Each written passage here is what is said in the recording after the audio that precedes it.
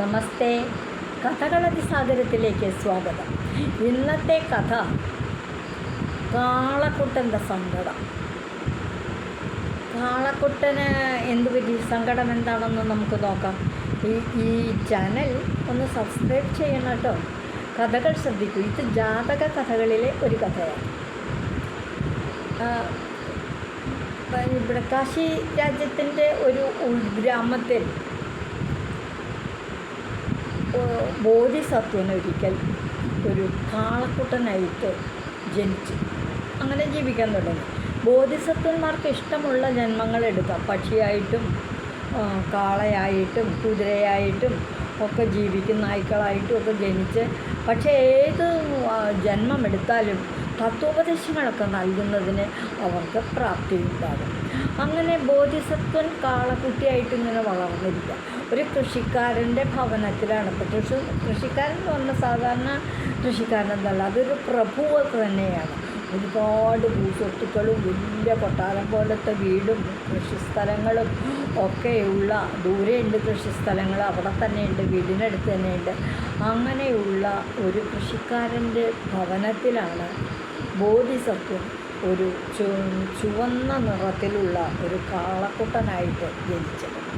ആ കൃഷിക്കാരൻ ഈ കാളയ്ക്ക് ചെമ്പൻ എന്ന് പേരിട്ടു.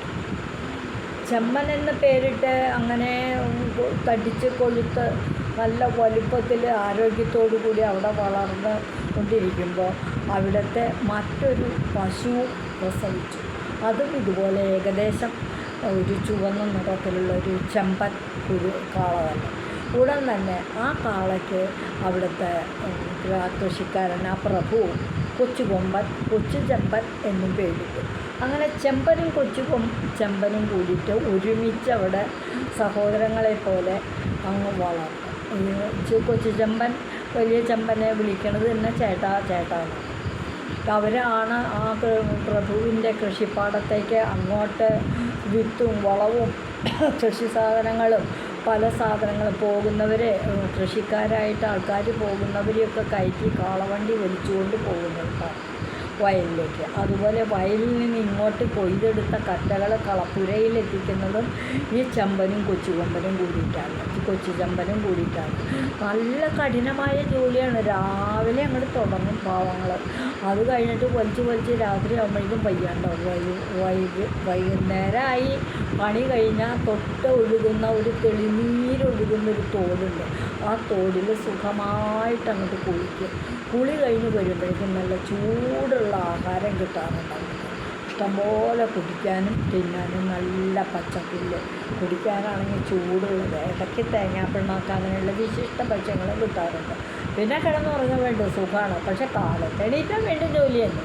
ഇങ്ങനെ ഇവർ ജീവിച്ചുകൊണ്ടിരിക്കുന്ന സമയത്ത് അവിടെ തൊട്ടപ്പുറത്ത് തന്നെ കല്ലുകളൊക്കെ പടുത്ത് വച്ചിട്ട് ഒരു മതിലൊക്കെ കെട്ടി, അതായത് ചാടി പുറത്ത് കിടക്കാൻ പറ്റാത്ത വിധത്തിൽ മതിൽ ഉയരത്തിൽ കെട്ടി അതിനകത്ത് ഒരു ഇതിനെ വളർത്തുന്നുണ്ട്. ആ പ്രഭു തന്നെ മറ്റൊരു മൃഗത്തെ കൂടി വളർത്തുന്നുണ്ട്. ആ മൃഗം ഒരു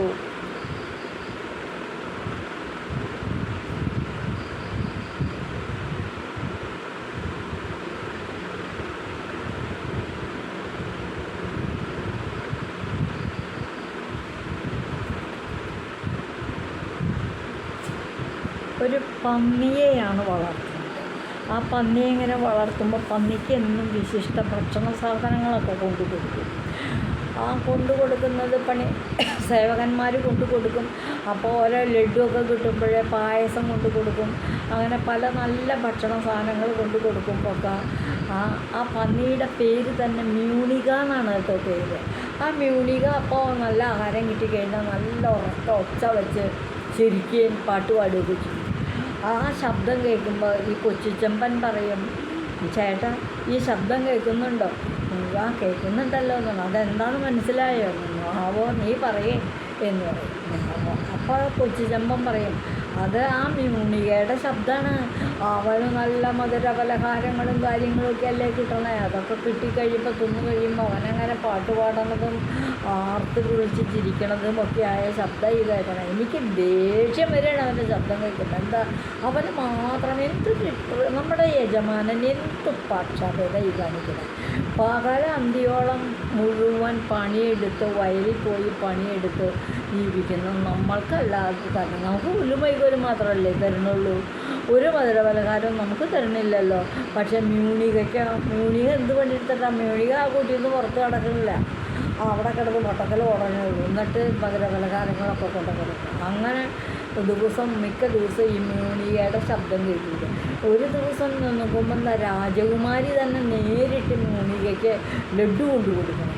അപ്പം കൊച്ചു ചെമ്പരാൻ പെട്ട് ദേഷ്യം വന്നിട്ട് ഒരുപാട് ചേട്ടനോട് പറഞ്ഞു, എന്തൊരു കഷ്ടം ചേട്ടാ, അതേ ആ രാജകുമാരി പ്രഭുകുമാരി വന്നിട്ട് സുന്ദരിയായ രാജകുമാരി അങ്ങോട്ട് പോകണമുണ്ട് ഒരു പാത്രം കൊണ്ട് തോഴിമാരും ഒക്കെ അവരെല്ലാം ഇങ്ങനെ എറിഞ്ഞു കൊടുക്കുക. അപ്പോൾ രാത്രി ചെന്നിട്ട് പിന്നെയും മ്യൂണികയുടെ ശബ്ദവും ചിരിയും കേൾക്കുമ്പോൾ ഇതെന്താന്ന് വിചാരിച്ച് നോക്കുമ്പോൾ എന്താ ഈ രാജകുമാരി കൂട്ടുകാരികൾ ഓരോ ലഡ്ഡു ഇങ്ങനെ എറിഞ്ഞു കൊടുക്കും.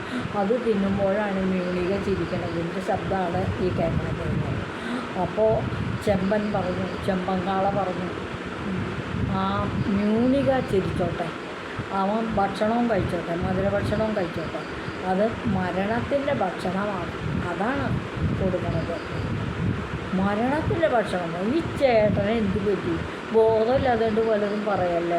മരണത്തിന് ഇപ്പോൾ ഭക്ഷണത്തിൻ്റെ രൂപത്തിലായോ നടപ്പ് എന്നൊക്കെ ചോദിച്ചു. നിനക്ക് കുറച്ച് നാൾ കഴിയുമ്പം മനസ്സിലാകും എന്താണ് ഈ പ്രത്യേക ഭക്ഷണം കൊടുക്കണമെന്നുള്ള കാര്യം. മ്യൂണിക ഇപ്പോൾ കഴിച്ചുകൊണ്ടിരിക്കുന്നത് മരണത്തിൻ്റെ ഭക്ഷണമാണ്. അങ്ങനെ ഇവർ ദിവസവും വയലിൽ പണിയെടുക്കും. ഇവർക്ക് പുല്ലും വൈക്കോലും കിട്ടും. മ്യൂണികയ്ക്ക് എന്നും മധുരപലഹാരങ്ങളും കാര്യങ്ങളും വേറെ നല്ല ഭക്ഷണങ്ങളും ഒക്കെ കിട്ടും. അങ്ങനെയായിട്ട് കഴിക്കും. അങ്ങനെ ഇരിക്കെ ഒരു ദിവസം കുറച്ച് സേവകന്മാർ ഇവരെ കാലത്തെ തന്നെ വന്നിട്ട് ഇവരെ തൊഴുത്തിൽ നിന്ന് അഴിച്ച് തോട്ടിൽ കൊണ്ടുപോയി കുളിപ്പിച്ച് ഇതിൻ്റെ കൊമ്പൊക്കെ ചുവന്ന പെയിൻ്റ് അടിച്ചു, മാലയൊക്കെ ഇടിച്ചു. അപ്പോൾ കൊച്ചിച്ചമ്പൻ ചോദിച്ചു, ചേട്ടാ ഇതൊക്കെ എന്തത് നമ്മളൊക്കെ ഈ അലങ്കരിച്ച് നിർത്തണം? എന്താണെന്ന് നമുക്ക് നോക്കാം, നീ മിണ്ടാതിരിക്കുക, അവർ കാണിക്കുക, എന്താ കാണിക്കാൻ പോണെന്ന് നോക്കാം. അപ്പോൾ സേവകന്മാർ തമ്മിൽ പറയുന്ന വർത്തമാനം ശ്രദ്ധിച്ചപ്പോൾ അവർക്ക് വേണ്ടില്ല. അന്ന് അവിടുത്തെ പ്രഭുകുമാരിയുടെ കല്യാണമാണ്. അപ്പോൾ ആ കല്യാണത്തോടനുബന്ധിച്ച് വരുന്നവർ ഈ കാളകളെ കാണുമ്പോൾ നല്ല സുന്ദരന്മാരാക്കി നിർത്തുകയാണ്. അവരെ കുളിപ്പിച്ച് കുളമ്പിനൊക്കെ പെയിൻ്റടിച്ച് മാലയൊക്കെ ഇടിച്ച് നല്ല സുന്ദരന്മാരായിട്ട് നിർത്തുകയാണ്. അതുകൊണ്ടാണ് അങ്ങനെ അവർ വലിയ സുന്ദരന്മാരായിട്ട് പുറത്ത് കിട്ടി. അവർക്ക് നല്ല പുല്ലും വൈക്കോലും ഒക്കെ കിട്ടി. അതൊക്കെ തിന്നുകൊണ്ട് അങ്ങനെ നിൽക്കുകയാണ്. കുടിക്കാനൊക്കെ പെണ്ണാക്കിട്ട വെള്ളമൊക്കെ കിട്ടി. അതുമൊക്കെ കുടിച്ചങ്ങനെ നിൽക്കുമ്പോൾ സേവകന്മാരിങ്ങനെ ഈ മ്യൂണികയുടെ ഇവിടേക്ക് പോകണം കണ്ടു. മ്യൂണികയുടെ വീടിനടുത്തേക്ക് അവിടെ ചെന്ന് കുറച്ച് കഴിഞ്ഞപ്പോൾ അവർ അവിടെ ചെന്ന് ഇത്തിരി കഴിഞ്ഞുള്ളൂ. അപ്പോഴത്തേക്കും മ്യൂണികയുടെ ഉറക്കമുള്ളൊരു അലറണ പോലത്തെ കരച്ചിൽ കേട്ടു. അയ്യോ ചേട്ടാ, മ്യൂണികയുടെ കരച്ചിലാണല്ലോ അത്, എന്താ ചെയ്യണേ? പിന്നാലെ വീണ്ടും കരച്ചിൽ. അപ്പോഴത്തേക്കും സേവകന്മാർ പിന്നെയും പലരായിട്ട് പോകുന്നുണ്ട്. അങ്ങനെ ഭയങ്കരമായിട്ടുള്ള കരച്ചിൽ. അപ്പോൾ ചെമ്പൻ പറഞ്ഞു, സാരമില്ല, 2 or 3 കരച്ചിൽ കൂടെ കാണും, അത്രയേ ഉള്ളൂ. അയ്യോ ചേട്ടാ എന്താ അത്? അവനെ തല്ലിക്കൊല്ലുക, ഇതാണ് പറഞ്ഞത്. തല്ലിക്കൊല്ലുക എന്തിനത്? മ്യൂണിക എന്ത് കുറ്റം ചെയ്തിട്ട് അവനെ തല്ലിക്കൊല്ലണേ? അവൻ കുറ്റമൊന്നും ചെയ്തിട്ടല്ല. അവൻ്റെ ഇന്ന് ഇവിടുത്തെ പ്രഭുകുമാരിയുടെ കല്യാണമല്ലേ. ആ കല്യാണത്തിന് വിരുന്നുകാർ വരുമ്പോൾ പലതരത്തിലുള്ള മാംസം കൊണ്ടുള്ള കറികൾ ഉണ്ടാക്കി കൊടുക്കാനായിട്ട് മ്യൂണികയെ കൊന്ന മാംസം അറുത്തെടുക്കുകയാണ്. അതാണ് അവിടെ നടക്കുന്നത്. ഇപ്പം ഞാൻ പറഞ്ഞത് നിനക്ക് ഓർമ്മ തോന്നുന്നുണ്ട്. ഇന്ന് കൊല്ലാൻ വേണ്ടിയിട്ട് അവന് നല്ല ആരോഗ്യം ഉണ്ടാവാൻ വേണ്ടിയിട്ടാണ് അവർ നേരത്തെ നല്ല ആഹാരങ്ങളൊക്കെ കൊടുത്ത് നല്ല ഭക്ഷണങ്ങളൊക്കെ കൊടുത്ത് തടിപ്പിച്ച് കൊഴുപ്പിച്ച് മെഴുപ്പിച്ച് നിർത്തിയേക്ക് ഇറങ്ങും. ഇന്ന് ഇപ്പം അവനെ തല്ലിക്കും. എന്നിട്ട് മാംസങ്ങൾ പല വിധത്തിലുള്ള കറികളാക്കി വിരുന്നുകാർ വരുന്നവർക്കൊക്കെ കഴിക്കാൻ കൊടുക്കുന്നു. ഇവിടുത്തെ പ്രഭുകുമാരിയുടെ കല്യാണമാണ്. അതുകൊണ്ട് അതാണ് ഞാൻ പറഞ്ഞത്. അവൻ കഴിക്കുന്ന ഭക്ഷണം മരണത്തിൻ്റെ ഭക്ഷണമാണ്.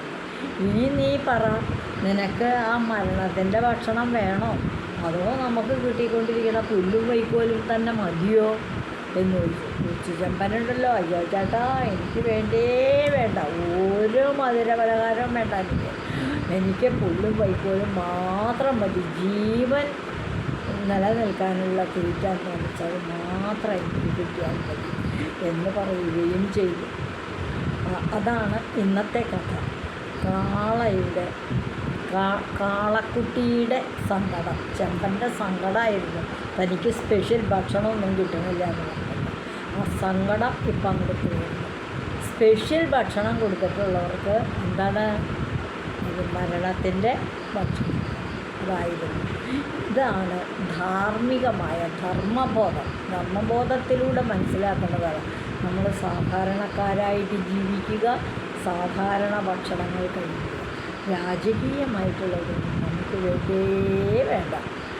ഇതുവഴി വന്നാലും ഇത്തിരി നേരമിരുന്നാലും കഥകൾ കേട്ടാലും കളിയായി പറയും കഥയാണേ, കാര്യം പറയും കഥയാണേ. ഈ ചാനലൊന്ന് സബ്സ്ക്രൈബ് ചെയ്യണം.